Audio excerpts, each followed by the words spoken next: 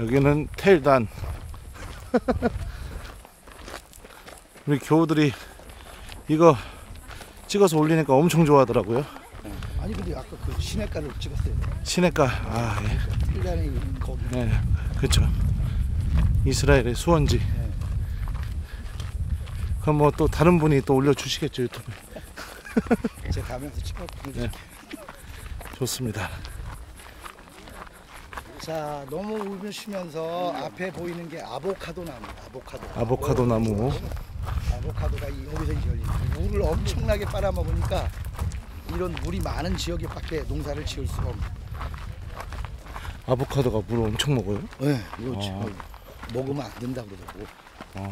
이거 먹으면 그 자연 그 물을 다 없애는 거랑 마찬가지예요. 네. 아, 나 여기 고고학 수업 때 왔던 거 기억납니다.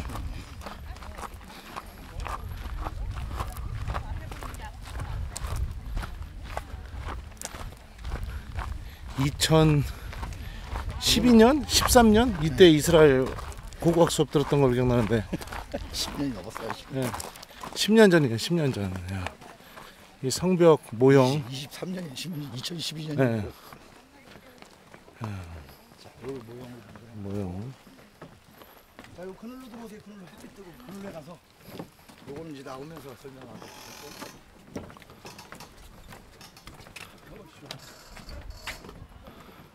이게 지금 복원을 하면서 해놓은 거예요. 그래서 진흙을 구워가지고 저렇게 벽돌을 구워가지고 재현을 한번 해본 거예요. 근데 이게 쉽지 않다고. 이 앞에 보면은 진흙으로 아치를 만드는 흔적이 그대로 남아있죠. 예, 이게 이제 무너져 내리니까 가운데다 흙을 밀어넣어가지고 무너지지 못하게 하고, 진흙은 비가 오면 어떻게 돼요? 다 흘러버리니까 위에 천장을 씌워놓는 이유가 비 맞지 않아요. 이게 훼손되는 거를 막기 위해서 이렇게 한 거예요. 그리고 어떻게 이런 모습, 아래쪽에다가 집안으로 깔아앉지 않게 저렇게 돌로 기반을 가지고, 그리고 난 다음에 위에다가 다시 석회나 진흙으로 마감을 한 거예요. 그래서 그 모습을 여기서 볼 수 있어요. 성부와 성자와 성령의 이름으로. 잠깐만요. 예수님께서 카이사리아 필리피 지방에 다다르시자 제자들에게 사람의 아들을 누구라고들 하느냐 하고 물으셨다. 제자들이 대답하였다. 세례자 요한이라고 합니다. 그러나 어떤 이들은 엘리야라 하고 또 어떤 이들은 예레미야나 예언자 가운데 한 분이라고 합니다. 예수님께서 그러면 너희는 나를 누구라고 하느냐 하고 물으시자 시몬 베드로가 스승님은 살아계신 하느님의 아드님 그리스도이십니다 하고 대답하였다. 그러자 예수님께서 그에게 이르셨다. 시몬 바르요나야, 너는 행복하다. 살과 피가 아니라 하늘에 계신 내 아버지께서 그것을 너에게 알려주셨기 때문이다. 나 또한 너에게 말한다. 너는 베드로이다.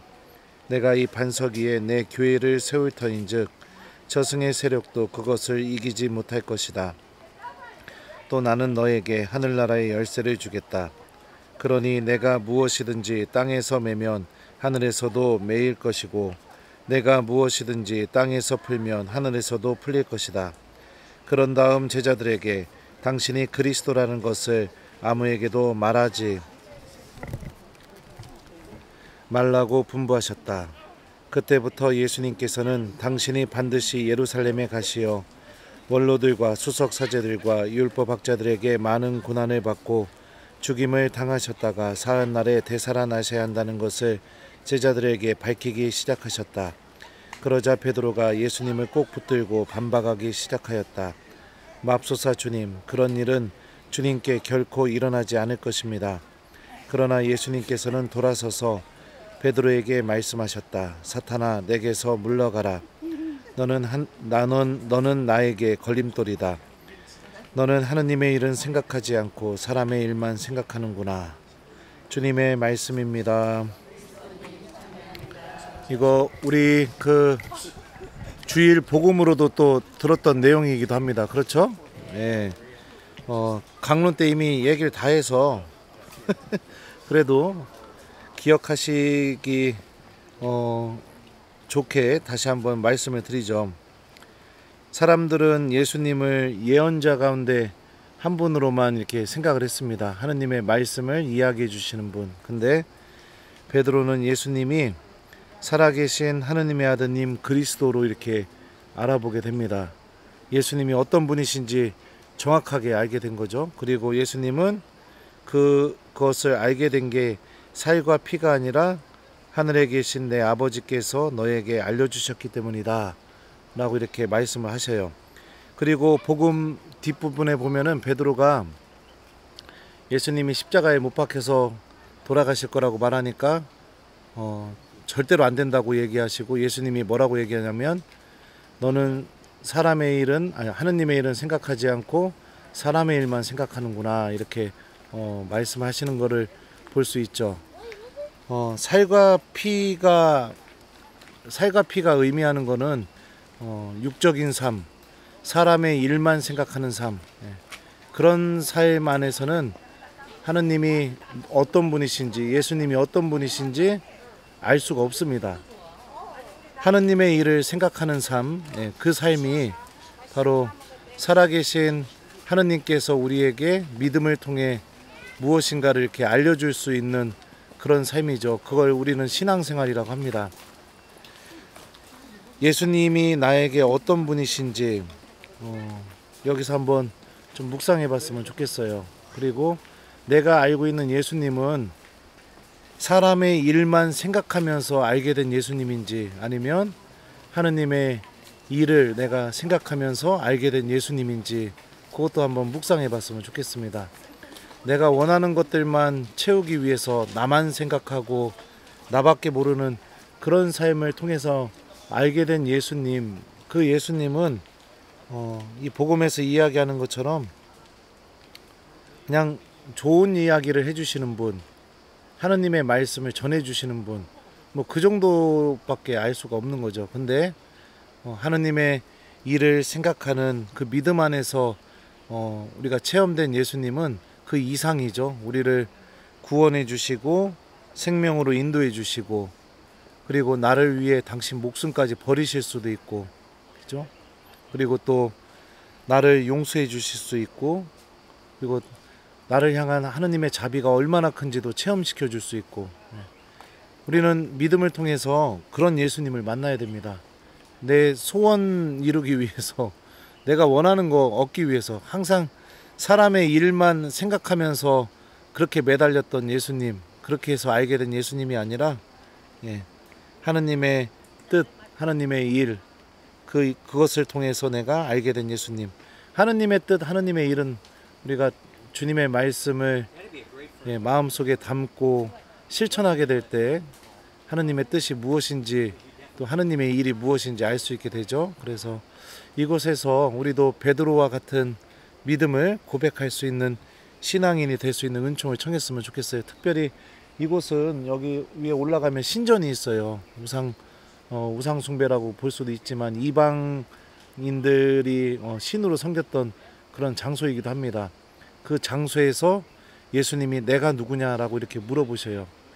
참된 하느님, 그리고 또 생명을 주시는 주님, 바로 그분이 바로 예수님 안에 있다라는 걸 제자들에게 알려주고 싶어서 그러지 않으셨나, 그런 생각이 듭니다. 그래서 이 말씀 곰곰이 묵상하면서 이따가 제가 보니까 미사 때 또 우리가 듣게 될 복음 말씀이기도 해요. 그래서 미리 미사 준비하는 마음으로도 묵상하시면서 여러분들 이렇게 좀 둘러보시고 했으면 좋겠어요. 묵상하면서 여기서 15분 뒤에, 그러니까 45분에 지금 30분이니까요 이렇게 떠나도록 하겠습니다. 자, 그러면은 너는 나를 누구라고 하느냐, 요 질문에 대답을 잘 이렇게 할 수 있도록 묵상 잘 해보셨으면 좋겠습니다. 여기는 카이사리아 필리피, 카이사리아 필리피, 그렇죠. 베드로가 신앙 고백한 곳으로 추정되는 곳입니다.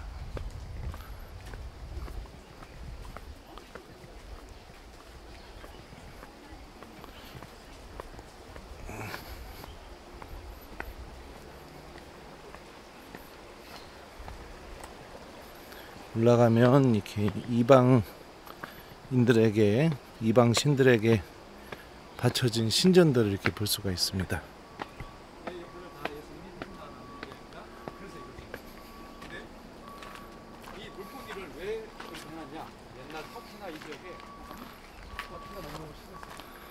예전에는 여기 들어갈 수 있었는데 막아놨나?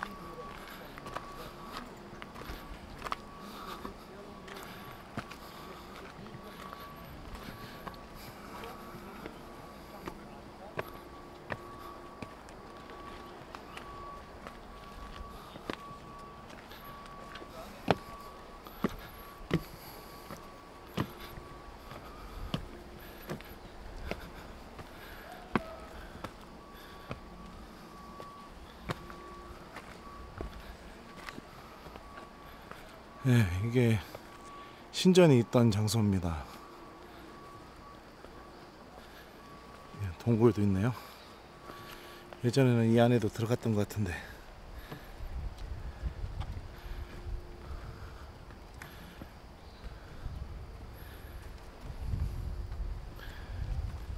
여기가 신전 이렇게 상들 세워놓고 했던 장소입니다.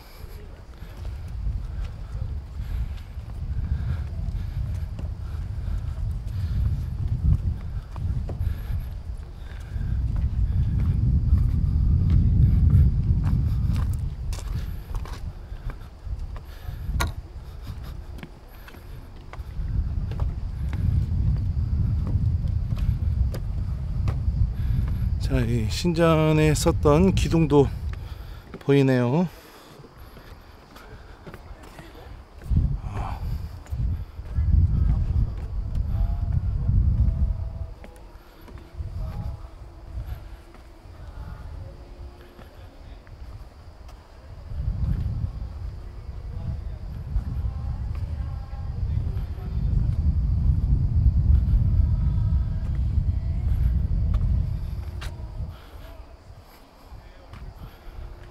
전체가 다